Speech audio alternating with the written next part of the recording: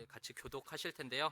한 절 한 절씩 나눠서 읽으실 때 하나님의 은혜가 있기를 기도드립니다.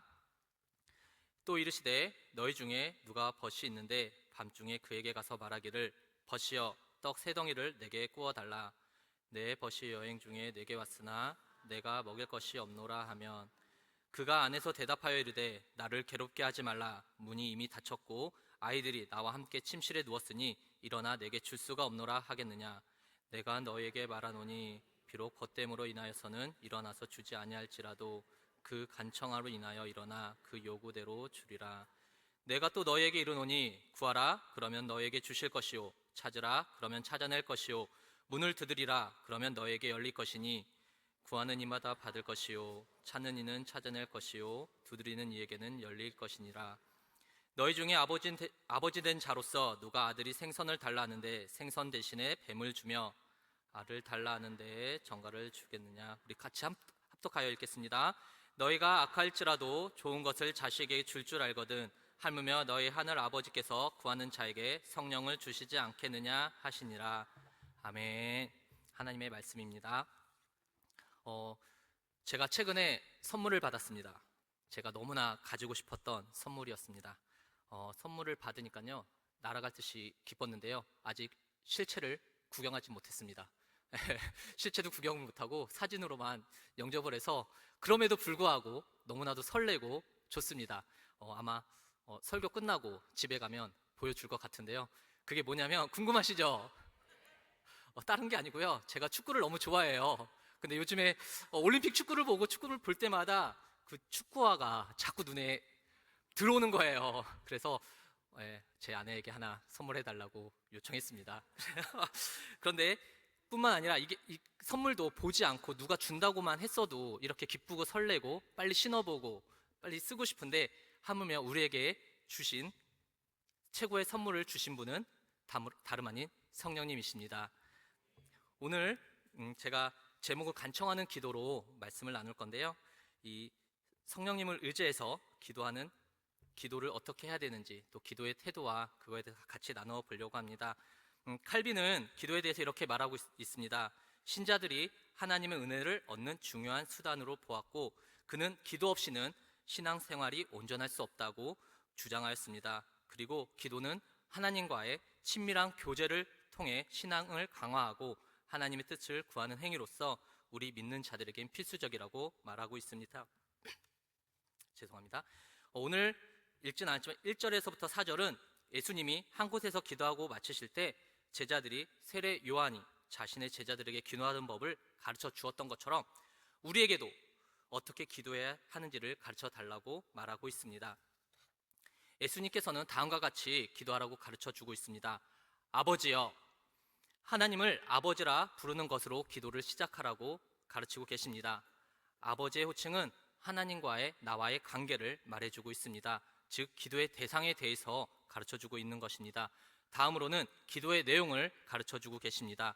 하나님 나라 이름이 거룩하게 되기를 바라는 기도를 하라고 말씀하십니다. 또한 하나님 나라가 임하도록 일용할 양식을 위해서 기도하라고 가르치고 있습니다. 하루를 시작하면서 그날의 양식을 공급해 주시도록 기도하는 것입니다. 그리고 제 용서를 위해서 또한 마지막으로는 시험에 들지 않게 기도하라고 가르쳐 주신 것이 기도 제목입니다. 이 내용은 마태복음 6장 6절에서 13절에 더 자세히 기록되어 있습니다. 그리고 오늘 본문은 그 기도에 대한 가르침이 이어지고 있습니다.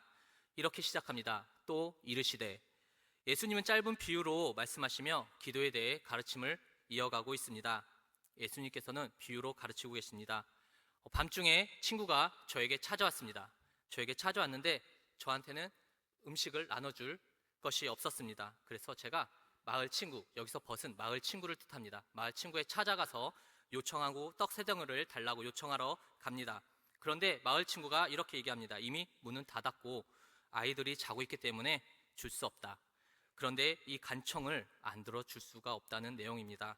그러나 벗됨으로, 즉 친구 때문에, 친구이기 때문에 주는 것이 아니고 간청함으로 인하여 준다는 것이 아니라 간청함으로 인하여 준다는 것이 오늘의 비유의 줄거리입니다.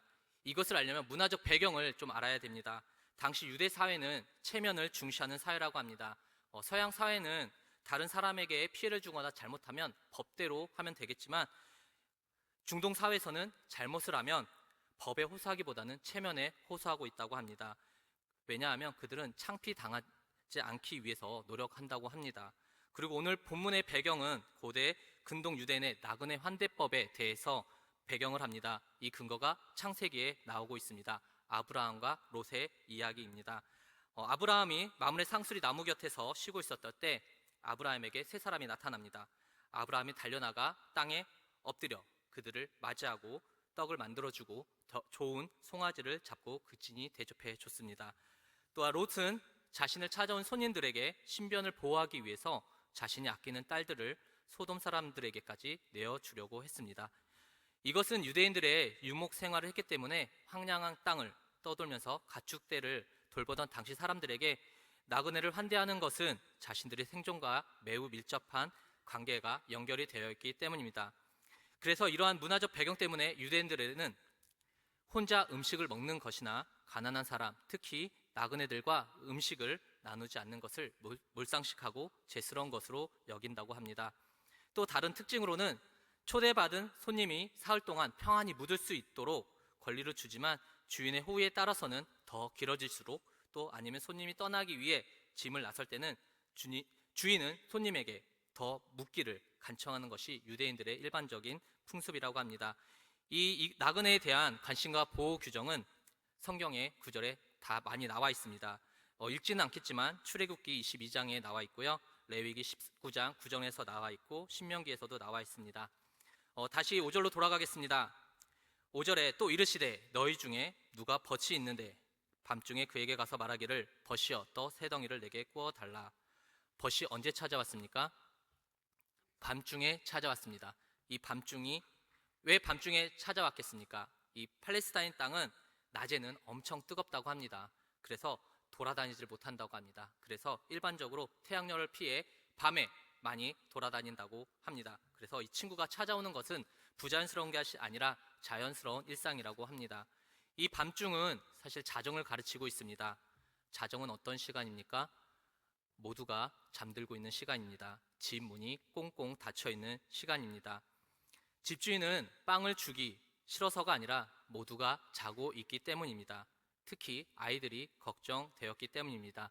당시 사람들은 한 지붕 아래 한 방에서 잠을 자고 방 옆에는 가축도 사육하기 때문에 문을 두드리거나 고함을 지르면 가족과 가축이 깰 수밖에 없었기 때문입니다. 지금은 아니지만 저도 한때 귀가 밝아서 조그만 소리에 잠을 못 잘 때가 있었습니다. 밖에서 떠드는 소리, 심지어는 아랫집에서 물을 사용하고 있는 흘러가는 소리조차 또한 이 소리에 엄청 민감하고 또한 이게 지속되면 짜증까지 납니다. 특히 아기 키우는 다들 이제 아기도 한번 키워보셨을 텐데요. 저도 이제 아기를 재워놓고 이제 아기가 자는 것까지 확인하고 이제 한숨 돌리고 이제 거실에 나와서 이제 TV를 보거나 제가 좋아하는 걸 뭐를 좀 하려고 했는데 밖에서 고함 소리라든지 갑자기 자동차의 경적 소리가 한 번 빵 울렸는데 아기가 울면서 깨었을 때 나오시죠? 네, 이럴 때 엄청 저도 모르게 우리 김연경 선수가 제일 많이 했던 식빵을 찾는데요. 저도 모르게 이렇게 마음의 소리가 나옵니다. 네, 그만큼 너무나도 이 잘 때에 민감한 나는데 지금의 상황이라면 만약에 이렇게 친구가 빵을 빌리러 왔을 때 친구라도 잘해줄 수 있겠습니까? 사실 저에게 이 질문을 제 스스로 해봤는데요. 친구였으면 욕하고 쫓겨냈을 것 같아요. 네, 이렇게 환대하지 않고 친구기 때문에 더 나의 사정을 알기 때문에 오히려 가볍게 얘기할 수 있었는데 그런데 7절에서는 그럼에도 불구하고 이 집주인이 즉 마을 친구가 빵을 줄 수 없다는 말이 소용없다는 걸 알았습니다. 왜냐하면 찾아온 친구가 결코 설득되지 않았을 것 알기 때문이었습니다. 뿐만 아니라 맨 처음 설명한 배경처럼 환대를 최고의 덕목으로 여기고 있습니다. 그래서 친구의 끈질긴 요청을 거절하는 것은 비난거리가 될 수 있기 때문입니다. 친구를 외면했다는 것은 외면했던 소문이 이 작은 동네에 펴질 것을 알기 때문입니다. 이 비유 해석에 따르면 집주인, 즉 마을 친구가 빵을 주기로 결심했던 이유는 8절 말씀에 내가 너에게 말하노니 비록 벗됨으로 인하여서는 일어나서 주지 않을지라도 그 간청함을 인하여 일어나 그 요구대로 주리라. 이 비유에서 중요한 것이 무엇입니까? 그것은 바로 문 밖에 있는 사람이 친구라는 것입니다. 낯선 누군가의 요청이 아니라 친구가 요청하는 것입니다. 친구의 요청을 어떻게 하시겠습니까? 친구의 요청이긴 하지만 또한 불편하더라도 그 요청을 줄어들 것 같습니다. 예수님의 비유의 강조점이 사실 여기에 있습니다. 친구라는 사실을 무시한다 하더라도 문 밖에서 간청함으로 구하면 그것 때문에 일어나 그 요구대로 들어준다는 것입니다. 그런데 이 친구 관계나 우정이 아니라 성가심, 끈질김 때문입니다. 여기서 간청함은 헬라어로 아나이데이아라고 불립니다. 집요함으로 번역하기도 하고 뻔뻔함으로도 번역하기도 합니다. 뻔뻔함은 부끄러움을 모르는 상태라고 말합니다. 이 간청함에는 두 가지의 교훈이 있습니다. 첫째로는 요청에 즉각적으로 응하지 않으려 했던 집주인, 체면 때문에 줄 수밖에 없는 것으로 하나님이 흔쾌히 주심으로 하나님께 드리는 기도가 반드시 응답받을 수 있다는 확신을 주려는 것입니다. 즉 빵을 요청했는데 마을 친구는 주기 싫어도 체면 때문에 바로 요청에 응해준 것, 즉각적인 응답이라고 말할 수 있습니다. 둘째는 응답이 즉각적으로 주어지지 않는다 해도 계속해서 끈기를 가지고 기도해야 함을 가르치고 있습니다. 우리가 모두 잘 아는 말씀입니다. 데살로니가 전서 5장 17절에 있습니다. 쉬지 말고 기도하라. 이 말씀의 의미는 24시간 입술을 움직여 기도하라는 의미가 아니라 하나님께 부단히 의지하는 자세나 항상 기도하는 마음가짐으로 생활하라는 의미입니다. 항상 기도하라는 뜻입니다. 예수님께서는 제자들에게 이런 기도를 가르치시면서 이 간청함을 강조하고 계십니다. 주면 좋고 안 주면 말고 그러든지 말든지 이런 태도로 기도하는 것이 아니라 부끄러움을 내어버리고 뻔뻔하게 끈질기게 기도하는 것이 필요함을 가르쳐주고 있는 것입니다. 그러면서 또 말씀하고 계십니다. 9절에서 10절 말씀입니다. 내가 또 너에게 이르노니 구하라 그러면 너에게 주실 것이요 찾으라 그러면 찾아낼 것이요 문을 두드리라 그러면 너에게 열릴 것이니 구하는 이마다 받을 것이요 찾는 이는 찾아낼 것이요 두드리는 이에게는 열릴 것이니라. 이 말씀에는 하나님의 약속의 표현이 있습니다. 다름 아닌 그러면이라는 단어입니다. 3번이나 반복되어져 있습니다. 구하면 주신다. 문을 찾으면 찾아낼 수 있다. 문을 두드리면 열린다. 하나님께서는 기도를 직접 들으시고 응답하신다는 약속이고 기도의 결과인 것입니다. 여기서 구하라는 것은 또 헬라어로 아이테오라고 하는데요. 신분이나 지위가 낮은 사람이 높은 사람에게 정중하게 부탁할 때 사용되는 말이라고 합니다. 우리가 하나님 앞에 정중히 기도를 하는 태도를 말하는 것입니다. 찾으라라고 하는 것은 하나님을 찾는 것입니다. 문을 두드리라고 하는 것은 인내와 끈기를 가지는 것을 말하고 있습니다. 담임 목사님께서는 이 기도를 제가 좀 인용해 왔는데요. 기도 에스크라고 했습니다. 그 에스크는 A는 에스크 구하다, C는 시크 찾으라, K는 노크 두드리다. 그래서 기도는 에스크다라고 말씀하신 적이 있습니다. 그럼 언제까지 기도합니까? 기도가 응답될 때까지라고 말씀하셨습니다. 응답될 때까지 포기하지 않고 끈질기게 구하고 찾고 두드리는 저와 우리 교회 성도님들이 되길 기도드립니다. 이번 주에 저희 부모님이 내려오셨습니다. 저희 부모님은 믿지 않는데요. 근데 저희 손녀들이 보고 싶어서 휴가차 잠깐 내려오셨습니다.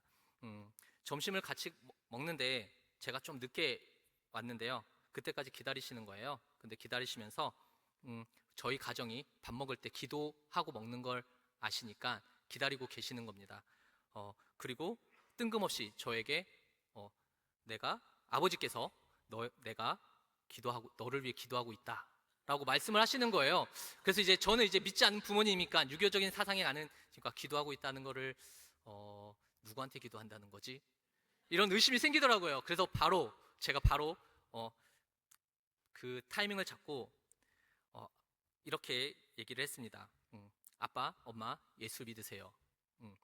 아빠, 엄마를 위해 예수님께서 이 땅에 오셨고 죽으셨고 다시 사셨어요. 이것을 믿어야 돼요.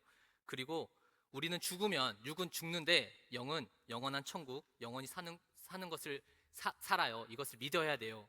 라고 했는데 사실 믿지 않았는지는 모르겠어요. 근데 저는 이제 고백을 했으니까 제가 이제 전도를 했는데요. 사실 부모님의 기도가 끊긴 지가 사실 오래 되었거든요. 그래서 이 기도에 대한 설교를 하는데 마음의 부담감이 사실 엄청 많았습니다. 뭔가 기도를 했으면 우리 성도님들이 저보다 더 기도를 많이 했고 저보다 기도 응답이 더 많은데 뭔가 이렇게 설교하면 뭔가 있어야 되잖아요. 저도 기도에 대해서 뭔가 최근에 따끈따끈한 게 있어야 되잖아요. 근데 막 옛날 거 얘기를 할 수가 없고 근데 때마침 이번 주에 부모님 오셔서 제가 또 이렇게 당당하게 이 말씀을 선포할 수 있는 게 하나님의 은혜인 것 같습니다. 근데 이 얘기를 저녁 때 저는 제가 먼저 한 줄 알았거든요. 그런데 저희 아내가 미리 밑밥을 깔아놨더라고요. 예, 부모님이 손녀랑 같이 이렇게 장 보러 갔을 때 혼자 앉혀놓고 담대하게 복음을 되게 긴 시간 동안 복음을 선포했더라고요.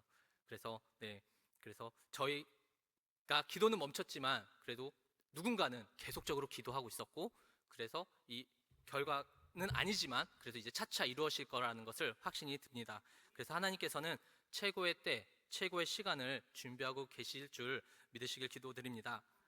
그럼 하나님께서 약속하신 것은 무엇입니까? 11절 13절 말씀입니다. 너희 중에 아버지 된 자로서 누가 아들이 생선을 달라 하는데 생선 대신에 뱀을 주며 알을 달라 하는데 정갈을 주겠느냐?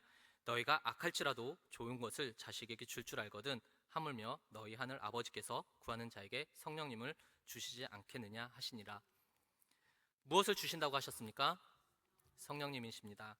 성령님을 구해서 주시는 게 아니라 이미 우리 안에 성령님이 와 계십니다.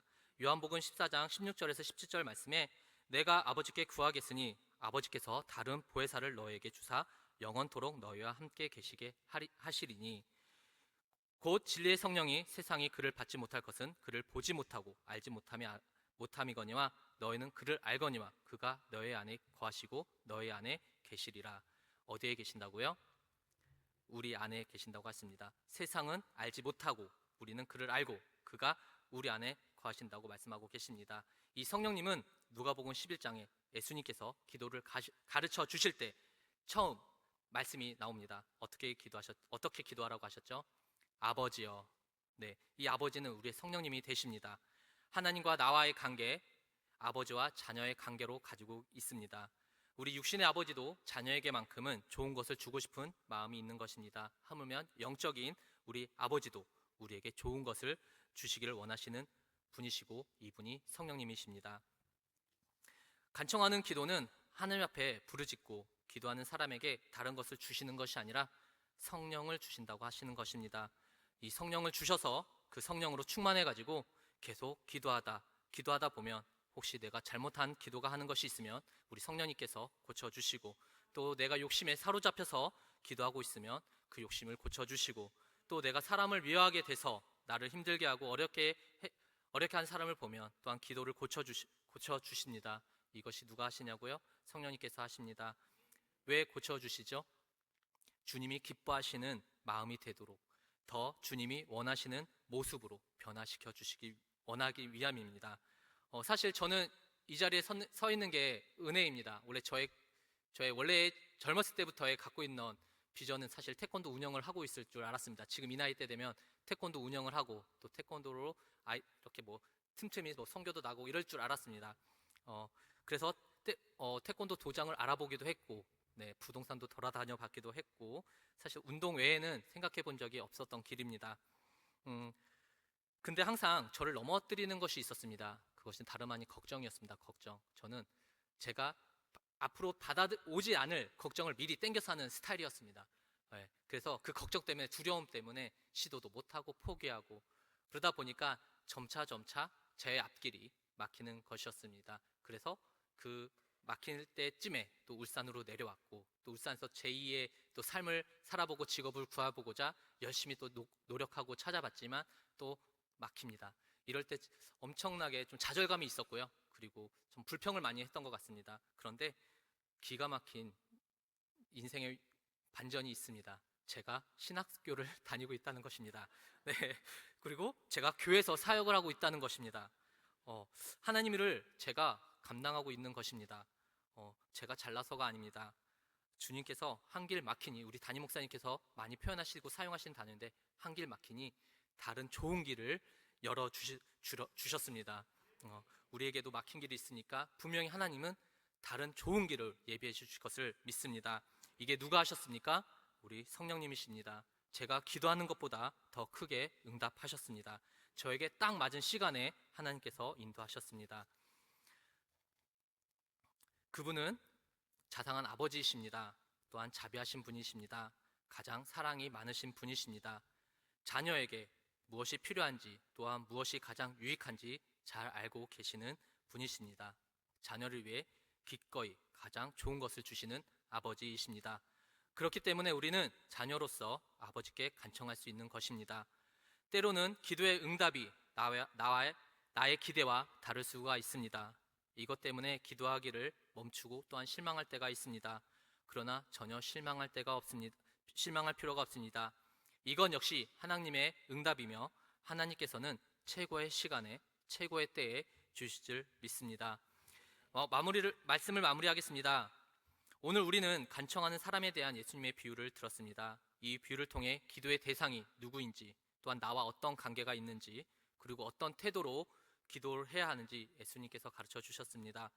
간청하는 기도에는 두 가지 뜻이 있다고 했습니다. 끈기 있게 기도하는 것과 뻔뻔함으로 기도하는 태도가 필요함을 이야기했습니다. 그리고 그 기도의 결과는 성령님이십니다. 우리의 성령님은 어떠한 분이십니까? 우리 아버지 되시고 우리에게 좋은 것을 주시고 자비하신 하나님이십니다. 또한 약속을 이루시는 분이십니다. 때로는 우리의 기도의 응답이 더디고 응답이 없더라도 포기하지 말고 끈기 있게 뻔뻔하게 또 쉬지 말고 기도함으로써 나아간다면 하나님의 때에 더 좋은 것으로 주시는 분이심을 믿으시길 바랍니다. 이 시간